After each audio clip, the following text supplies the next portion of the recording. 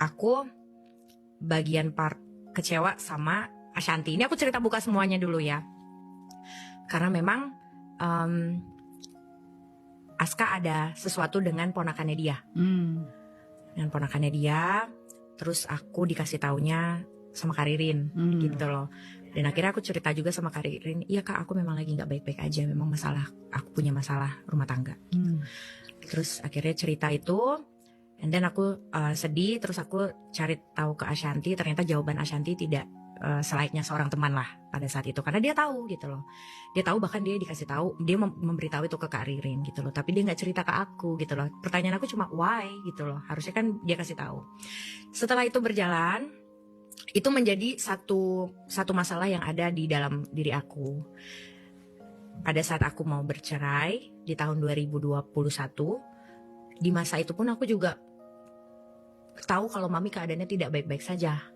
Mami kan juga sempat cerita. Jadi aku cerita itu, mama aku nanya, Nindi itu olah kenapa? Karena rekaman itu dipotong-potong gitu loh, tidak utuh, jadi kelihatannya tuh kayak mama tahu nggak gitu loh, kayak ceritanya tuh seperti aku menceritakan gitu loh.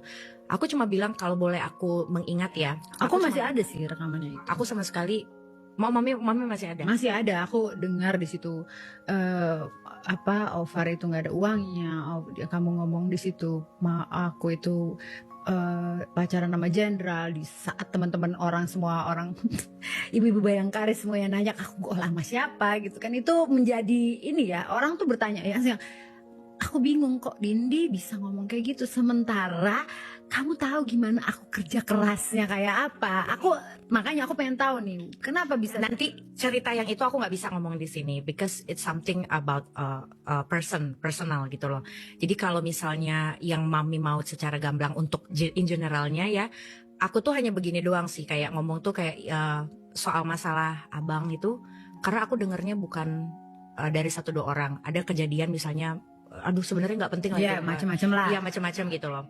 Terus aku take aside ke kamu tuh karena aku tahu kamu itu kerja banting tulang gitu loh. Terus aku sebagai perempuan, karena memang kondisi aku juga aku diselingkuhin gitu loh. Jadi aku kayak gila ya, dia udah, mami tuh udah kayak gitu loh, tapi beliau begitu juga gitu loh. Jadi sebenarnya tuh aku tuh take aside ke situ gitu loh. Dan aku bilang sama mamaku, ya biarin aja lah kalau dia mau pacaran sama polisi kayak sama jenderal kayak sama siapa gitu. Gitu maksud aku, sama siapa. Karena kenapa aku ngomong begitu? Karena ada satu hal lah, ada cerita, tapi aku nggak bisa buka di sini gitu. Itu aja sih, Mam. Cuma memang itu aku tuh bukan membela diri gitu loh. Aku cuma cerita sama mamaku. Aku nggak pernah cerita sama orang. Bahkan mami tahu sendiri. Aku pernah nggak sih mami curhat sama mami ya aku diselingkuhin loh gitu. Aku pernah nggak cerita gitu? Enggak sih, memang. Nah, jadi aku tuh, dan kita memang, maksudnya gini, aku pribadi ya, kalau menurut kita, aku nggak tahu ya kalau kamu sama Ririn, sama Shanti atau sama siapa, Usi. Kalau aku kan memang nggak usah sama temen, sama publik aja kan, aku nggak pernah jelekin suami atau mantan suamiku gitu, karena menurut aku ya itu udahlah urusan aku gitu loh. Iya, begitupun sebenarnya aku gitu loh. Karena kan pada saat, kalau boleh dikatakan gitu loh, peristiwa ini muncul jadi dikonsumsi publik kan gara-gara rekaman itu dikeluarin dulu, makanya orang pada tahu kalau aku di KDRT. Kan begitu awalnya gitu loh. Jadi bukan karena aku memunculkan itu, aku sama sekali nggak pengen kok orang tahu sama sekali. Karena bagi aku itu adalah aib keluarga aku gitu loh. Cuma kan kalau sekarang aku bisa bicara sekarang karena ini udah waktunya udah lama lah, udah terlewati lama gitu loh. Aku bagaimanapun Aska itu tetap menjadi bapaknya anak-anak aku, dan dia tetap yang terbaik gitu loh, mau gimana gitu. Kembali lagi ke kita ya, aku tuh sebenarnya sangat marah lah terhadap orang yang merekam gitu loh. Dan jujur aja gitu loh, aku tuh pada saat itu tuh sebenarnya pengen kayak diberi kesempatan untuk menjelaskan gitu loh. Kayak kita ada kesempatan untuk duduk sama-sama gitu loh pada saat itu. Dan karena kan keadaan aku tuh juga tidak baik-baik aja gitu loh. Orang-orang tuh nggak tahu kok apa yang udah aku alamin gitu loh. Apa yang udah aku jalanin tuh orang nggak tahu gitu loh. Kayak kita pergi ke Eropa itu kan dalam masa aku sedang mengobati hati. Badan aku kurus banget itu dulu kan, Mami. Tapi kan orang gak ada yang tahu gitu loh. Jadi aku kalau udah inget-inget cerita tahun-tahun itu tuh berat banget memang gitu loh. Jadi kayak aku menopang itu semua sendiri. Sampai mama tuh kayak Nindi sabar ya gitu loh. Kadang mungkin lihat di YouTube gitu kan, di YouTube lihat kayak mami kumpul sama yang lain gitu kan. Ya Allah, ini teman-teman dekatnya anak saya dulu gitu. Kangen Iya, mamaku sih yang ngomongnya. Kamu kangen gak? Iya kangen lah pasti. Terus abis itu aku cuma bilang kayak gini doang, nggak apa-apa mama gitu loh. Ini baik-baik aja kok gitu loh. Ini nggak ada teman juga nggak apa-apa gitu loh. Maksudnya kayak nggak harus huru hara kayak dulu lagi gitu loh. Cuma aku cuma sedih aja gitu kayak kayak kalian tuh kan udah tak anggap tuh gimana ya? Kita sama-sama ya. Rasanya tuh semua kebaikan tuh hilang gara-gara satu kesalahan aku gitu loh. Padahal kalau boleh dibilang kan apa ya? Nggak ada yang sempurna lah di pertemanan. Iya, gitu. aku tahu. Mungkin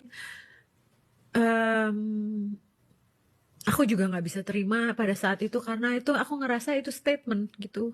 Bukan Nindi ngomong katanya katanya Mami Ola tuh pacaran sama ini gitu. Tapi di situ kan aku mendengarnya itu statement bahwa Mami Ola kan sama ini, Mami Ola, sementara aku tuh nggak pernah melakukan itu dan Nindi Iya. semuanya tahu gitu. Aku nggak pernah jadi, insya Allah nauzubillah min dzalik ya, perempuan simpenan atau apa segala macem gitu. Mudah-mudahan itu bisa aku selalu aku jaga gitu. Terus tiba-tiba itu muncul dari yang aku anggap yang aku sayang gitu. Iya, aku ngerti. Mami pasti kecewa. Cuma yang tadi aku cerita, aku itu take aside ke kamu kok gitu. Kalau boleh aku menceritakan utuh ya. Jadi kayak aku tuh bilang sama mama itu, ya biarin lah. Oh, dia mau pacaran sama siapa gitu loh. Orang dia begitu gitu loh. Aku tahu lah gitu loh gimana ceritanya gitu loh. Masa kayak gini aja marah, masa kayak gitu aja marah. Itu memang betul aku sampaikan ke mama aku gitu loh. Terus kalau aku misalnya ada cerita kayak Ashanti gitu loh, itu rasa kesel aku gimana sih Mi? Kayak aku masih dongkol gitu loh. Kayak oh ini gini-gini karena Ashanti tahu sendiri itu gitu loh. Dan kalau soal Kak Ririn yang aku tahu itu semuanya is pas tentang Aska gitu loh. Aku nggak bisa ceritain ini full di sini semuanya. Cuma nanti aku akan cerita di belakang bagaimana ceritanya karena aku juga udah nggak kepengen lagi membuka luka yang lama. Tapi aku alhamdulillah aku senang, terima kasih sama Mami tuh bener-bener apa ya, aku bersyukur maksudnya Allah itu udah kasih jawaban itu satu-satu gitu loh, karena itu nggak pernah putus aku doa. Aku tuh kadang-kadang tuh ya Mia kayak aku diundang acara gitu kan, aku diundang acara terus aku tanya, bahkan aku suka nanya gitu loh ada siapa aja gitu kan yang diundang siapa aja. Terus kalau aku melihatnya kalau kemungkinan itu pasti akan datang gitu kan, pasti aku nggak datang deh gitu loh, karena bukan kenapa aku nggak kepengen ketemu, bukan, tapi karena aku nggak pengen membuat suasana orang tuh nggak nyaman gitu loh. Jadi aku tuh menarik diri dari semua pertemanan itu gunanya gitu loh. Jadi sampai aku dihujat kadang tuh aku tuh ngerasa gimana ya, kayak ya Allah kok kayak saya tuh hina sekali ya gitu loh. Belum aku dihantam, yang aku inginkan itu kan dulu cuma perceraian gitu loh. Tapi kok kayaknya aku tuh dihantam kayak gitu gitu loh. Semuanya sampai pertemanan juga. Iya gitu loh. Jadi sebenarnya aku tuh kalau misalnya dibilangin marah dan dendam sekali sama keluarganya Aska tuh sangat gitu loh. Tapi semua aku sekarang cuma pikir gini doang, hidup ini juga di dunia ini kita nggak tahu kapan meninggalnya ya. Karena banyak sekali yang muda aja tuh pada udah pergi gitu loh Mi. Jadi aku semenjak itu tuh aku banyak belajar introspeksi diri gitu loh. Jadi sudahlah semuanya aku kembaliin aja.